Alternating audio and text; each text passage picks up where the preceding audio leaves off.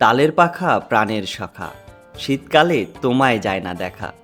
গ্রাম বাংলার এমন একটি প্রবাদ থাকলেও আধুনিক যুগে গরমকালেও যে আর তাল পাখা দেখা যায় না। বৈদ্যুতিক পাখা, এয়ার কন্ডিশনার ইত্যাদি আধুনিক সামগ্রীর বাজারে আধিপত্য হাত পাখা ক্রমেই হারিয়ে যাচ্ছে। অথচ গ্রাম বাংলার ঐতিহ্যময় ইতিহাসের এক অবিচ্ছেদ্য অংশ ছিল তালপাতার তৈরি হাত পাখা। তালের পাতা, বাঁশ, বেত, সুতা ও রং দিয়ে তৈরি করা হয় তাল পাখা। 90-এর দশকে যারা শৈশব পার করেছে তাদের মনে আছে এই তাল পাখার অনেক স্মৃতি। চৈত্র বৈশাখ মাস আসলেই স্মরণ পড়ত তালের পাখার।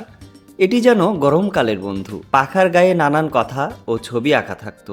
মহিলা মহলে দুপুরের পান খাওয়ার সময় হাতে থাকতো হাত পাখা। পাখা যাতে চটপট ভেঙে না যায় সেজন্য নানি দাদি মা খালার শাড়ির পাড় দিয়ে গোল করে ঢাকনা পরাতো। রোদে চাষিরা যখন মাঠে কাজ করতেন তার বউ মাঠে পান্তা ভাত নিয়ে যেতেন, আর সঙ্গে নিয়ে যেতেন তালপাতার হাত পাখা।